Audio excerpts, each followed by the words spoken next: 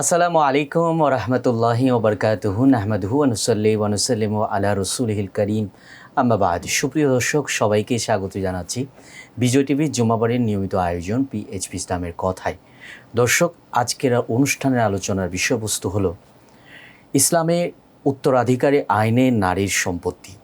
আর এ বিষয় নিয়ে কথা বলবার জন্য আমাদের সাথে রয়েছেন আপনাদের প্রিয় আলোচক, ঢাকার ঐতিহ্যবাহী দ্বীনি শিক্ষা প্রতিষ্ঠান কাদেরিয়া তৈয়বিয়া কামিল মাদ্রাসার সম্মানিত উপাধ্যক্ষ হজরতুল আল্লাহ মুফতি আবুল কাসেম মোহাম্মদ ফজলুল হক। আসসালামু আলাইকুম রহমতুল্লাহ। ওয়ালাইকুম সালাম রহমতুল্লাহি ওয়া বারাকাতুহু। কেমন আছেন মোহতারাম? আলহামদুলিল্লাহ, ভালো আছি। মোহতারাম, ইসলামে নারীর যে উত্তরাধিকার সম্পত্তি আছে, এটা নিয়ে একটা বয়ান আমাদের দেশে সম্প্রতি প্রতিষ্ঠিত করার চেষ্টা করা হয়। সেটা হচ্ছে, ইসলামে বোনকে, দুই বোনের যতটুকু সম্পত্তি দেওয়া হয়েছে তৎসমান সম্পত্তি এক ভাইয়ের জন্য রাখা হয়েছে। তো এইটাকে সামনে এনে কিছু মহল এটা বলার চেষ্টা করে বা প্রতিষ্ঠিত করার চেষ্টা করে যে ইসলাম নারীর প্রতি বৈষম্য করেছে বা নারীকে ইসলাম যতটুকু সম্মান দেওয়ার সেটা দেয়নি। এ বিষয়ে কি বলবেন? ধন্যবাদ। বিসমিল্লাহির রহমানির রহিম। সম্মানিত দর্শক, আসলে যেই বিষয়টির অবতারণা হয়েছে কোরআনে কারীমের একটি আয়াত, লিযাকারি মিসলু হাযযিল উনসায়াইন, সূরা নিসার আয়াত, দুই বোন যা পাবে এক ভাই তার সমান পাবে। জি, এই ধারাটি কোরআনে কারীম দ্বারা স্বীকৃত। আমরা যদি বিচ্ছিন্নভাবে এই ধারাটা আলোচনায় নিয়ে আসি, প্রাসঙ্গিক কোনো ভূমিকা বা প্রেক্ষাপট যদি আলোচনায় না আনি, তাহলে এরকমটাই মনে হবে যে একই বাবা একই মায়ের সন্তান, দুই বোনকে দেওয়া হয়েছে যা এক ভাইকে তা দেওয়া হয়েছে। এটা একটা খণ্ডিত অংশ মাত্র ইসলামের উত্তরাধিকার আইনের। জি, ইসলামের উত্তরাধিকার আইনটা একটা ব্যাপক জিনিস। রাসূল করিম সাল্লাল্লাহু আলাইহি ওয়াসাল্লাম বলেছেন, তাআল্লামুল ফারায়দা ওয়া আল্লিমুহান নাস ফাইন্নাহা নিসফুল ইলম। তোমরা উত্তরাধিকার বিধিবিধানগুলো শিক্ষা করো এবং অন্যদেরকে শিক্ষা দাও, কারণ সমুদয় জ্ঞানের অর্ধেক হলো উত্তরাধিকার আইন। আমরা শুধু একটা ধারা উল্লেখ করলাম উত্তরাধিকার আইনের ক্ষেত্রে, ছেলে বা মেয়ে, ভাই এবং বোন, দুই বোন যা পায় ভাই তা পায়, জি, এক ভাই তা পায়। কিন্তু এই খণ্ডিত জায়গাটা আমরা যদি অন্যান্য যেই উত্তরাধিকার আইনগুলো আছে, ভাই বোন বা নারী পুরুষের, ওগুলো যদি আমরা একটু অ্যাসেসমেন্ট নিয়ে আসি, তাহলে আমরা দেখব যে ইসলাম নারীদেরকে ঠকানো তো দূরের কথা, বরং জিতিয়ে দিয়েছে। ইসলামের উত্তরাধিকার আইনের ক্ষেত্রে এই ধারাও তো আছে যে নারী এবং পুরুষ সমান পাবে। জি, এই ধারাও আছে যে নারী যা পাবে পুরুষ তার চেয়ে কম পাবে। এই ধারাও আছে যে নারী পাবে, অ্যাট দ্য সেম টাইম পুরুষ বঞ্চিত হবে। জি, যেখানে সমান পাবে সেখানে আমরা সমতার কথা দেখি, যেখানে কম পাবে, একজন নারী থেকে একজন পুরুষ কম পাবে, তাহলে তো সেখানে বিচ্ছিন্নভাবে খণ্ডিতভাবে যদি আমরা ওটাকে প্রকাশে নিয়ে আসি, তাহলে তো এই স্লোগানও দেয়া যাবে, এই দাবিও করা যাবে যে ইসলাম পুরুষের প্রতি অন্যায় করেছে, বৈষম্য করেছে। আবার ওই ধারা তো আরও এক ডাঙে গিয়ে যেখানে নারী পাচ্ছে কিন্তু পুরুষ বঞ্চিত হচ্ছে। হ্যাঁ, যারা কথিত নারীবাদ নিয়ে কাজ করে তাদের এই ধারাগুলো জানাও নাই এবং এত সূক্ষ্ম জিনিস তাদের জানার বাইরে থাকাই স্বাভাবিক। ওরা তো মোটা মোটা চোখে দেখে ওয়েস্টার্ন কালচার আমদানি করার জন্য এজেন্সি নিয়েছে এবং পশ্চিমাদের এজেন্ডা বাস্তবায়ন করার জন্য এরা খাবার দাবার কিছু পায়, সেজন্য এগুলাকে সামনে এনে নারীবাদ কথিত নারীবাদ প্রতিষ্ঠার জন্য এগুলাকে সামনে এনে মানুষকে বিভ্রান্ত করে। ইসলামের উত্তরাধিকার আইনটা সর্বকালের সর্বশ্রেষ্ঠ আইন।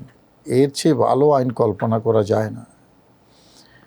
যদি আমরা এই সকল বিষয়ে সমাধান করতে চাই, তাহলে ইসলামের বিধিবিধানের যে গ্রাউন্ডটা, সে গ্রাউন্ড দেখতে হবে, কি কারণে সেই গ্রাউন্ডটা প্রতিষ্ঠিত হয়েছে। দেখেন, একজন কর্মচারী, তিনি আগমন প্রস্থানটা ওনার বাধ্যতামূলক, একটা টাইমের আগে আগমন করতে হয়, একটা টাইমের পরে প্রস্থান করতে হয়। জি। কিন্তু ব্যাংকের যে এমডি সাহেব, ওনার কিন্তু সেরকম বাধ্যবাধকতা নাই যে সকাল 9টার আগে ওনার এন্ট্রি নিশ্চিত করতে হবে, বিকেল 5টা-6টার আগে ওনার প্রস্থান করা যাবে না, এরকম বাধ্যবাধকতা নেই। উনি দিনের 1টায় আসেন, দিনের 3টে আসেন, আবার এমনও দিন যায় উনি একেবারেই অফিসে আসেন না, কিন্তু ওনার ডিউটি কাউন্ট হচ্ছে। জি। তো কারণ কি? ওনাকে তো জব দেওয়া হয়েছে, এখানে উনি কাজ করবেন। হ্যাঁ, ওনার কাজটা এখানে না, ওনাকে এই এন্ট্রি এক্সিটের বাধ্যবাধকতা রাখেন, এটা গ্রাউন্ড আছে। কারণ ওনার কাজটা এখানে, ওনার কাজ যেখানে ওনার কাজ, ওখানে ডিউটিটা কাউন্ট হয়। এই গ্রাউন্ড যদি কেউ না জানে, তাহলে এখানে তার বুঝতে কষ্ট হবে যে উনি কেন অফিসে আসেন, অ্যাবসেন্ট দেওয়া হবে। জি। যে কোনো আইনের এক একটা গ্রাউন্ড থাকে, প্রেক্ষাপট থাকে। কি প্রেক্ষাপটে এই আইনটা, এই ধারাটা এসেছে? প্রত্যেকটা আইনের অনেক ধারা থাকে, অনেক ধারা থাকে। এই যে যেটা সম্প্রতি যেটা নারী বিষয়ক কমিশনের যে রিপোর্ট, এটার মধ্যে অনেকগুলো ধারা আছে, 318 পৃষ্ঠা সেই ইয়েটা। আপনি যে কথাগুলো বলছেন, মানে যে কারণগুলো, এগুলোকে তো মাকাসিদুশ শরিয়া বলা হয় সম্ভবত। না, মাকাসিদুশ শরিয়ার সাথেও রিলেটেড আছে, জি। মাকাসিদুশ শরিয়ার সাথে সম্পর্ক আছে। এখন এই যে ধারাগুলো, সেই ধারাগুলো বিচ্ছিন্নভাবে যদি আমরা একটা ধারাকে আমরা কাউন্ট করি, তাহলে এটা বুঝতে আমাদের কষ্ট হবে। আইনটা কি কারণ হয়েছে, কোন প্রেক্ষাপটে হয়েছে, এবং কোন ধারাটা কি জন্য আনা হয়েছে, সেটা বুঝতে হবে। সেটা বোঝার জন্য ইসলামের যেই দায়িত্বভার, যেটা সংসারের দায়িত্বভার কে কতটুকু নেবে এবং দেবে, এই যদি হয় প্রশ্ন, ইসলাম কমপ্লিট কোড অফ লাইফ, ইসলাম কিন্তু সেটা সমানভাবে ন্যায্যতার ভিত্তিতে বন্টন করে দিয়েছে। জি। এই দায়িত্বভার ইসলাম যাকে বন্টন করেছে, যাকে দিয়েছে, যতটুকু দিয়েছে তাকে প্রাপ্তিটাও ততটুকু নিশ্চিত করেছে। অর্থাৎ দায়িত্বভারের আলোকে ইসলামের প্রাপ্তি নিশ্চিত করা, এটা ওপেন রাখা হয়নি, এটা অবন্টিত রাখা হয় না, এটা বন্টন করা আছে ইসলামে। তো ইসলামে পারিবারিক যেই এনভায়রনমেন্ট, একটা পরিবার বলতে যা বোঝায়, স্বামী স্ত্রী অর্থাৎ সন্তানের মা বাবা এবং সন্তান মিলেই একটা পরিবার কল্পনা করা হয়। প্রশ্ন জাগে যে এই যে পরিবারের দায়িত্বভার কে নেবে? এখানে একেবারে রান্নাঘরের কাজ থেকে শুরু করে ব্যবসা বাণিজ্য, চাকরি বাকরি সবটাই আছে। মোহতারাম, এখান থেকে এই প্রশ্নের উত্তরটা আপনার কাছ থেকে আমরা শুনবো। আমাদের একটা বিরতি নিতে হচ্ছে। সুপ্রিয় দর্শক, আমরা যাচ্ছি ছোট্ট একটা বিরতিতে, ফিরে আসছি অল্প কিছুক্ষণের মধ্যে, আমাদের সঙ্গেই থাকুন।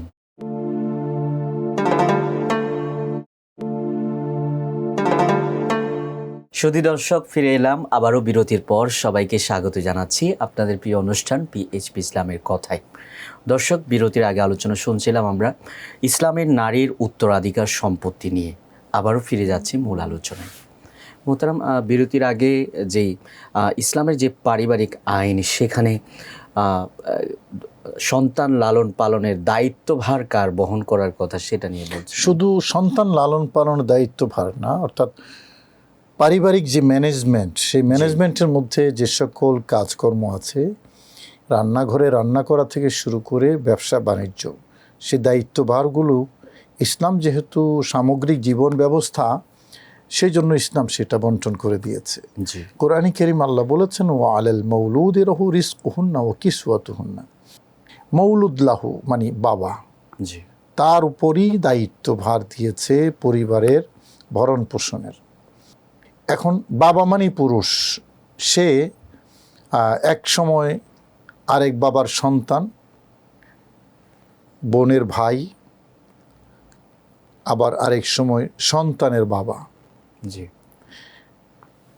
মানে দাদার নাতি, নানার নাতি, আবার নাতির দাদা হয়ে যায়, মানে একজন পুরুষ, তার উপর এই পরিবারের দায়িত্বভার। এখন পরিবারের যেই পরিবারকর্তা যে, সে যখন আছে, তার ওয়াইফ আছে, তার সন্তানাদি আছে, আবার তার মা বাবাও থাকতে পারে, আবার তার নাতি নাতনিও থাকতে পারে, এই টোটাল ম্যানেজমেন্টের দায়িত্বভার দিয়েছে ইসলাম তার উপরে।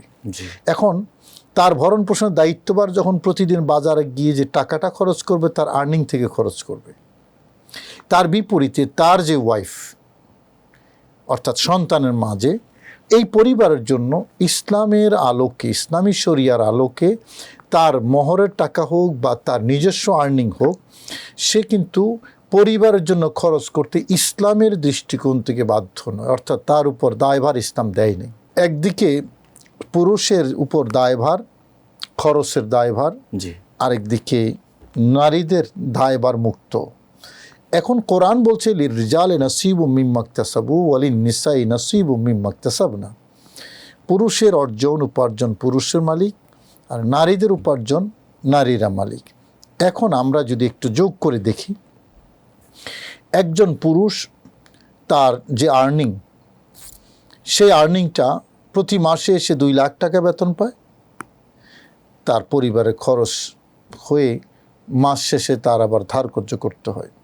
কিন্তু ওই যে মহিলা, নারী, সন্তানের মা, সে ওই যে মহারানা 10 লাখ টাকা পেয়েছে, সে 10 লাখ টাকা কিন্তু ব্যাংকে ডিপোজিট করে রেখেছে, এফডিআর করে রেখেছে।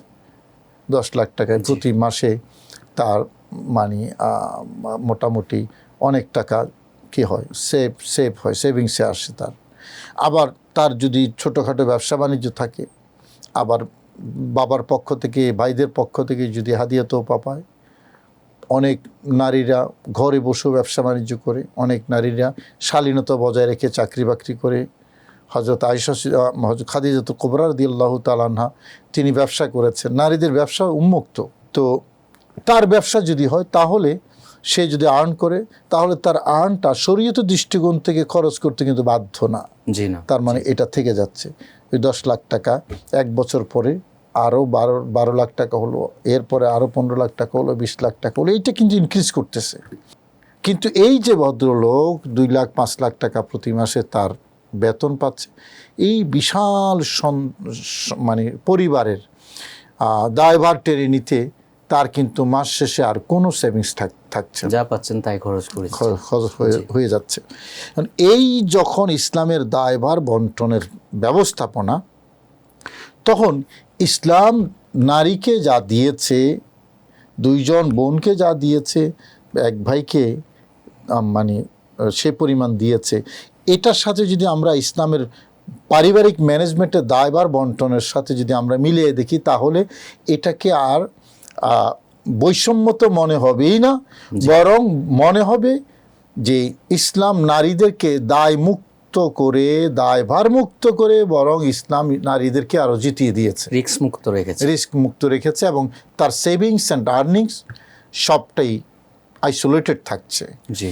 এটা তো শুধু একটা জায়গা আমি বললাম, এরকম বহু জায়গা আছে নারীদেরকে ইসলাম জিতিয়ে দিয়েছে এবং নারীদেরকে ইসলাম দায়মুক্ত রেখেছে, যেখানে ইসলাম পূর্ববর্তী সময়ে নারীদের অর্থনৈতিক কোনো আইনি স্বাধীনতাই ছিল না। অর্থাৎ নারী কোনো জিনিসের মালিক হতে পারে, এই কনসেপ্টটাই ছিল না।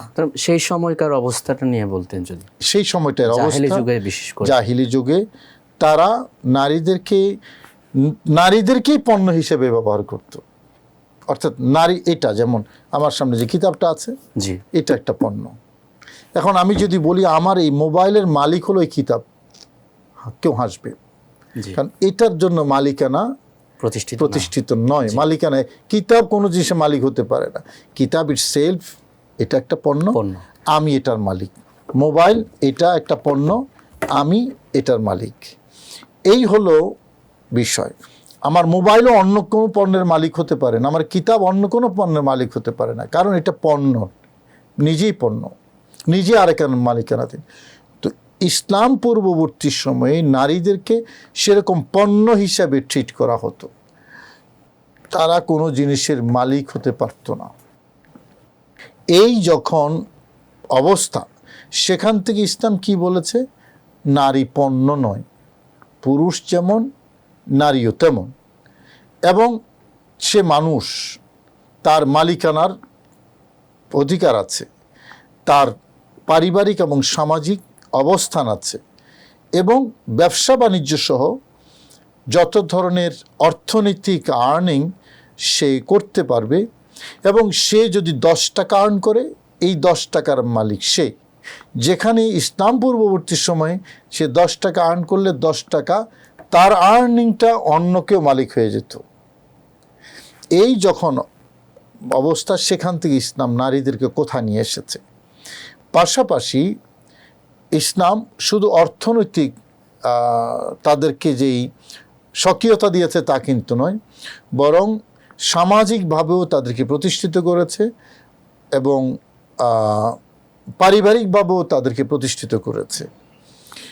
আমরা এই টোটাল বিষয়গুলো যদি আমরা না জানি, তাহলে ওই যে খণ্ডিত একটা জায়গা, সেটা আমাদের কাছে মনে হবে যে এটা বুঝি ইসলাম নারী এবং পুরুষের মধ্যে বৈষম্য করেছে। এখানে আরেকটি বিষয় জানতে চাই, আপনি তো বললেন যে জাহেলি যুগের নারীর উত্তরাধিকার সম্পত্তি তো দূরের কথা, তাদেরকে ভোগ্যপণ্য হিসেবে ট্রিট করা হতো।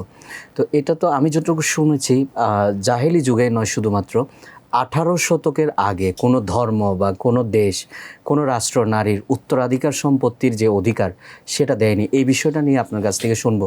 আমাদের আরও একটি বিরতি নিতে হচ্ছে। সুপ্রিয় দর্শক, যাচ্ছি ছোট্ট একটা বিরতিতে, ফিরে আসছি অল্প কিছুক্ষণের মধ্যে। দেখতে থাকুন আপনাদের প্রিয় চ্যানেল বিজয় টিভি।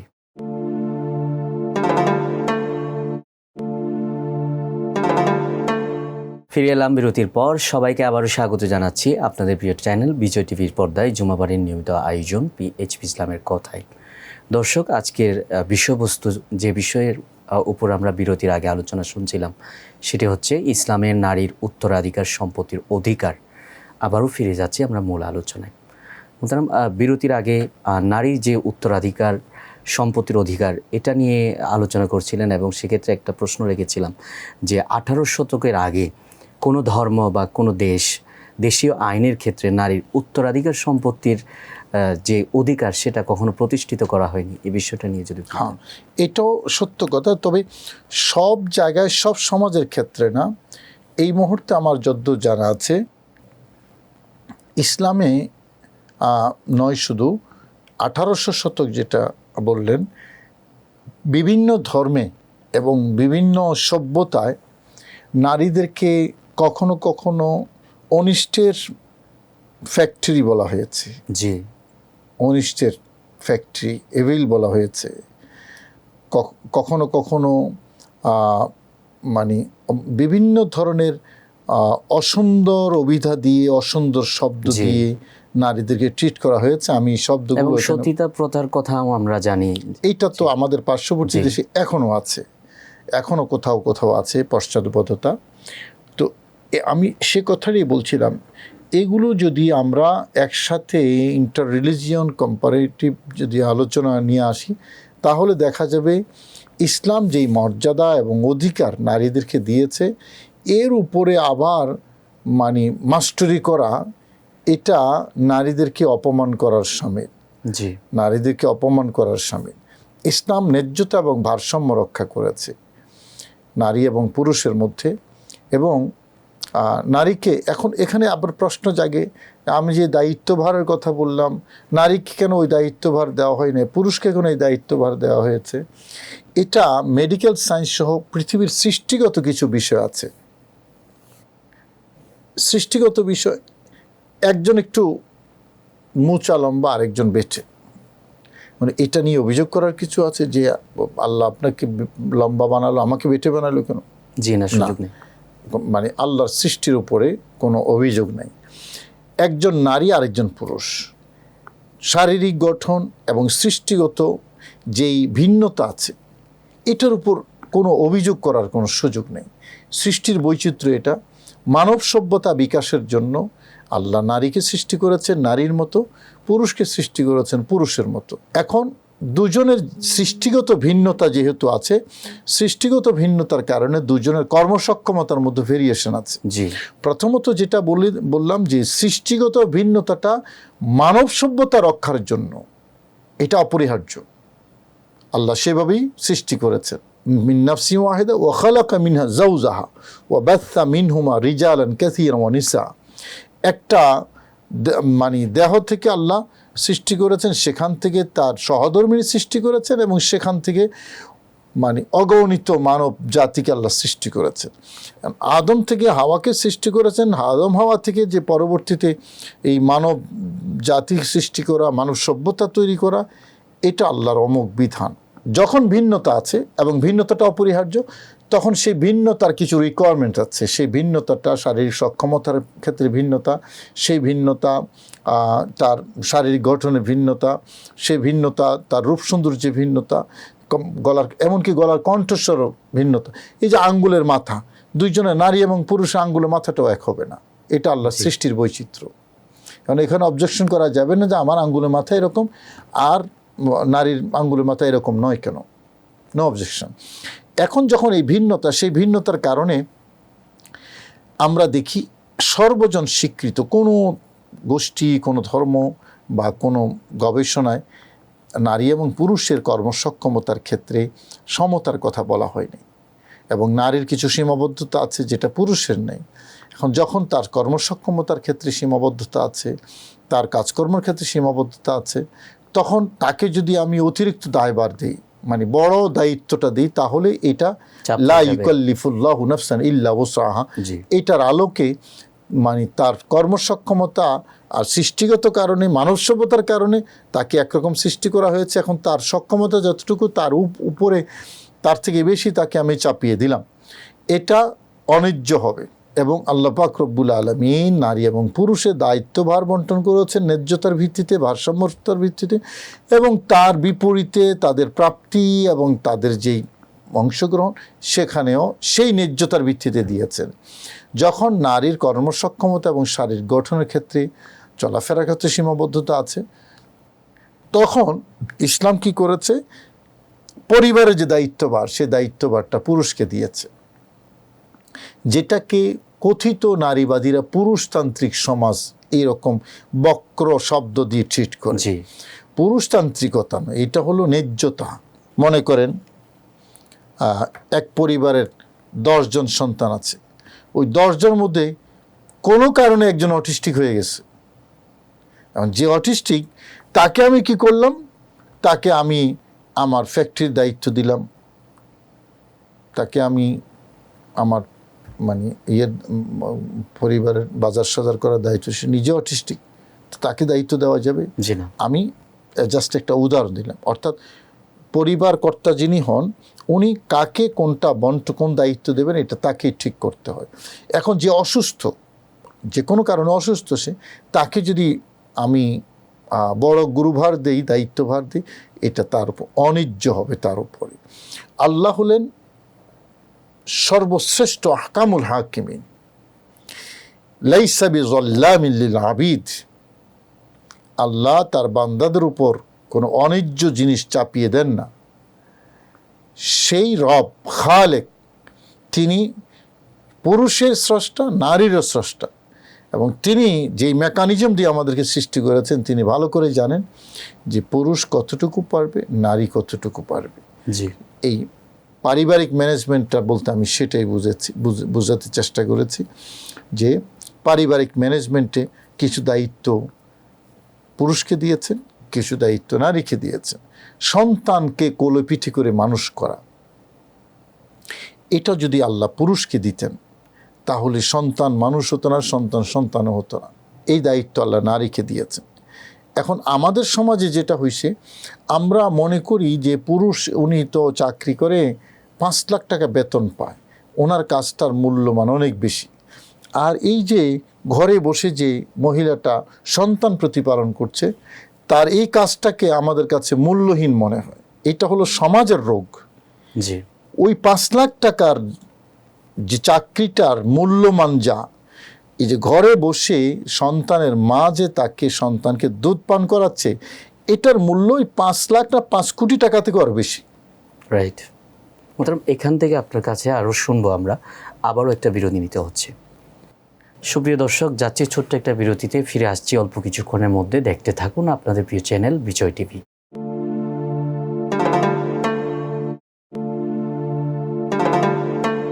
ফিরে এলাম বিরতির পর। আবারও সবাইকে স্বাগত জানাচ্ছি আপনাদের প্রিয় টেলিভিশন চ্যানেল বিজয় টিভির পর্দায় জুমাবারের নিয়মিত আয়োজন পিএইচপি ইসলামের কথায়। দর্শক, বিরতির আগে আলোচনা চলছিল ইসলামের নারীর উত্তরাধিকার সম্পত্তি নিয়ে।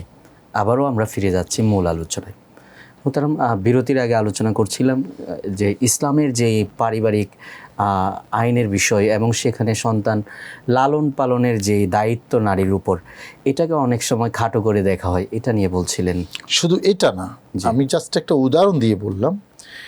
আমাদের সমাজের রোগটা হলো ঘরের কাজকে আমরা মূল্য দেই না, জি, মনে করি এটা মূল্যহীন।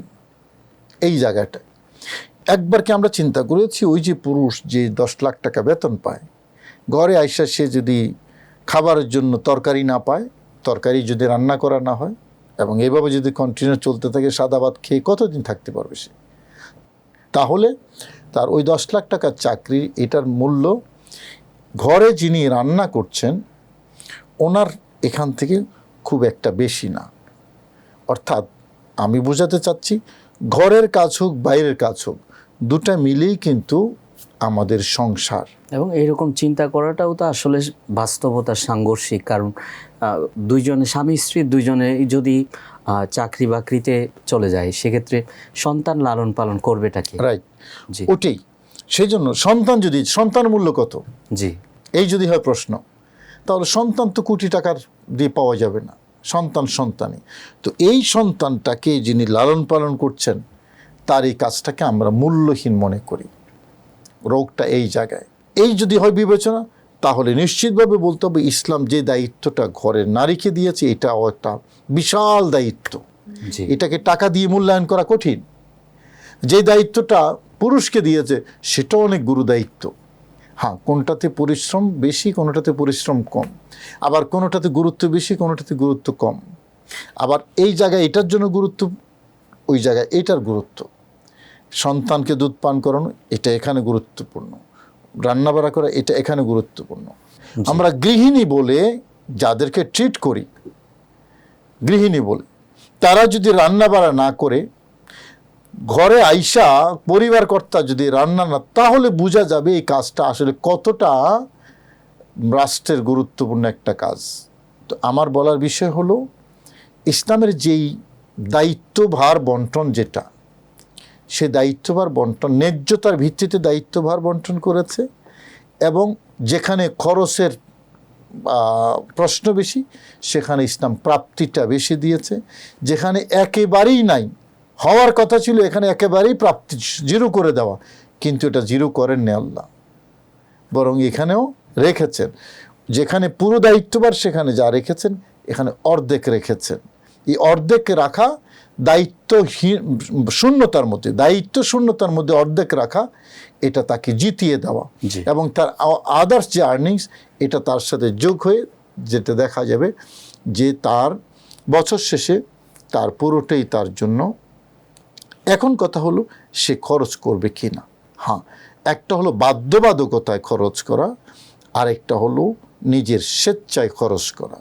পুরুষ খরচ করবে বা করতেই হবে, তার উপর বাধ্যবাধকতা আছে। জি, কিসের দৃষ্টিকোণ থেকে? ইসলামী শরিয়ার দৃষ্টিকোণ থেকে, আমরা যদি ইসলামের দৃষ্টিকোণ থেকে আলোচনা করি। আর নারী খরচ করবে বাধ্যবাধকতা, সে স্বেচ্ছায় পরিবারের প্রতি প্রেম ভালোবাসায়, তার যে দায়বদ্ধতার ফিলিংস থেকে সে খরচ করবে, যদি করে, বা বাধ্য করা যাবে না তাকে। কি এখন সন্তানের খাবার লাগবে, দুধ লাগবে, কে আনবে? ইসলাম বলেছে বাবা আনতে, সেটা বাধ্য, এটা বাবার দায়িত্ব। সন্তানের কাপড় চোপড় লাগবে, গৃহিণীর কাপড় চোপড় লাগবে, কে আনবে, কে খরচ করবে? সেটা কোরআনে কারীম বলছে, ওয়া আলাল মাউলুদি লাহু রিজকুহুন্না ওয়া কিসওয়াতুহুন্না। এই দায়ভার পুরুষের উপরে। সুতরাং এই দায়ভার যেখানে পুরুষের বেশি, এখানে লিজ্জাকারে মিসলু হাজ্জিল উনসে, এটা ন্যায্যতার ভিত্তিতে, বরং ইসলাম নারীদেরকে জিতিয়ে দিয়েছে, দায়িত্ব শূন্যতার মধ্যেও তাদেরকে দিয়েছে। কেন? কারণটা কি? এই কারণটা হলো, যেহেতু যুগ যুগ ধরে, যেটা একটু আগে বলেছিলাম আমি, নারীদেরকে ঠকানো হতো, নারীদেরকে মানে অর্থনৈতিক যে স্বাধীনতা সেটা দেওয়া হতো না, তার বিপরীতে নারীরা হলো দুর্বল, সীমাবদ্ধতা আছে। সে কারণেই আল্লাহ এবং রসুল, ইসলাম দুর্বলের পক্ষে থাকে। দায়িত্ব শূন্যতার মধ্যেও তাদেরকে দেওয়াটা, তাদের হিস্সা নির্ধারণ করা, এটা সে কারণে। এখানে আরেকটা বিষয় যেটা আগে বলা দরকার ছিল, কিন্তু আলোচনা ধারাবাহিকতায় সেটা আগে আসে না আলোচনাটা। যারা একথা বলে যে ইসলাম নারীদেরকে কম দিয়েছে, তাদের জন্য, তাদের উদ্দেশ্যে, ওই যে আগেই বললাম যে ফরজ তো তারা বুঝে না, শুনে নেয়। কোরআনে কারিমে যে সকল উত্তরাধিকারীদের সম্পত্তির হিস্সা নির্ধারিত আছে কোরআন কর্তৃক ইসলামে, তাদেরকে বলা হয় আসহাবুল ফুরুজ বা আসহাবুল ফারায়েজ, মানে হিস্সাওয়ালা। এই হিস্সাওয়ালা টোটাল 12 শ্রেণী। হিস্সাওয়ালা যারা, টোটাল 12 শ্রেণী, মানে যাদের হিস্সা কোরআনে কারিমে আল্লাহ বন্টন করেছেন, নির্ধারণ করে দিয়েছেন, তারা টোটাল 12 জন। আশ্চর্যের বিষয় হলো 12 জনের মধ্যে 8 জন নারী, 4 জন হলো পুরুষ। কোরআন নির্ধারিত হিস্সাওয়ালা যারা, হিস্সাওয়ালাদের মধ্যে 8 জন হলো নারী, 4 জন হলো পুরুষ। ইসলাম কি নারীদেরকে ঠকাইছে না জিতেছে? বাস্তবে জিতিয়েছে। কোরআন যেখানে নির্ধারণ, যাদের হিস্সা কোরআন নির্ধারণ করে দিয়েছে শ্রেণী বিন্যাস করে, কত শ্রেণীর পুরুষ পাবে? 4 শ্রেণীর। কত শ্রেণীর নারী পাবে? 8 শ্রেণীর। এই হলো ইসলাম। নারীদেরকে ঠকায় নেই, নারীদেরকে জিতিয়ে দিয়েছে। এখন যারা এই নারীদেরকে নিয়ে, নারী অধিকার নিয়ে যারা কাজ করে, এরা মূলত মানে পেট পূজায় লিপ্ত। ওদের কিছু টাকা পয়সা দরকার, পশ্চিমারা তাদেরকে টাকা পয়সা দেয়, এনজিও প্রতিষ্ঠা করে, এই এনজিওর মাধ্যমে টাকা আসে এবং তারা টাকা দেওয়ার বিনিময়ে টাকার সাথে একটা স্লিপও ধরাইয়ে দেয় যে এই হলো আমাদের এজেন্ডা, টাকা দিলাম, এই এজেন্ডা দিলাম, এটা বাস্তবায়ন করতে হবে। এখন তাদেরকে আবার কিছু সিলেবাস দিয়ে দেয় যে ওগুলো পড়ো। তো এগুলো পইরা তারা মনে করে হ্যাঁ ঠিকই তো, আমাদের প্রভু যারা, এরা তো সুন্দর কথাই কইছে নারীদেরকে। তো এই হলো তাদের কী করে এটা, মানে এগুলো বলার জন্য খণ্ডিত কিছু ইসলামের, ওই যে লিজ্জাকারে মিসলু হাজ্জিল, 2-1টা তথ্য নিয়ে ওগুলোর সাথে মিলে এই দেখেন ইসলাম কি করেছে, এই বৈষম্য সৃষ্টি করে নারী পুরুষের মধ্যে। এদের চিন্তা চেতনা খুবই খণ্ডিত, খুবই সামান্য। তার সামান্য তো হবেই, কারণ তারা তো আরেকজনের এজেন্ডা বাস্তবায়ন করার জন্য মাঠে নেমেছে। তারা যদি ইসলামের পরিপূর্ণ বিধানটা, পরিপূর্ণ চকটা যদি তারা স্টাডি করত, তাহলে দেখতো যে ইসলাম নারীদেরকে ঠকায় তো নাই, প্রশ্নেই আসে না, বরং ইসলামী নারীদেরকে জিতিয়ে দিয়েছে তার সীমাবদ্ধতা এবং দুর্বলতার দৃষ্টিভঙ্গির কারণে। খুব সুন্দর বলেছেন মোহতারাম। এটাই আমরা বলতে চাই, ইসলাম নারীদেরকে আসলেই তাদের অধিকার ফিরিয়ে দিয়েছে, জিতিয়ে দিয়েছে। আপনাকে ধন্যবাদ জানাচ্ছি জ্ঞানগর্ভ আলোচনা করার জন্য। জাযাকুমুল্লাহ। দর্শক, আমরা অনুষ্ঠানের একেবারে শেষ পর্যায়ে চলে এসেছি। আমরা আজকে যেই টপিকটি নিয়ে আলোচনা শুনলাম খুবই গুরুত্বপূর্ণ। ইসলামে নারীর যে অধিকার সম্পত্তির ক্ষেত্রে দেওয়া হয়েছে তা আসলেই নজিরবিহীন। ইসলাম নারীকে ঠকায়নি, বরং ইসলাম নারীকে জিতিয়ে দিয়েছে। এটাই প্রমাণিত হয়েছে আজকের অনুষ্ঠানের আলোচনা থেকে। সুতরাং যারা ইসলাম নিয়ে প্রোপাগান্ডা চালায়, এই ধরনের তথ্য, এই ধরনের কথা সমাজের মধ্যে প্রতিষ্ঠিত করার চেষ্টা করে, আমরা বলবো এগুলো তাদের জ্ঞানের স্বল্পতা এবং দৈন্যতার কারণে। আল্লাহ রাব্বুল আলামিন তাদেরকে হেদায়েত দান করুন, আমিন। এই প্রত্যাশা রেখে আজকের মতো বিদায় নিচ্ছি। দেখা হবে আগামী পর্বে। আল্লাহ হাফেজ। আসসালামু আলাইকুম ওয়া রাহমাতুল্লাহি ওয়া বারাকাতুহু।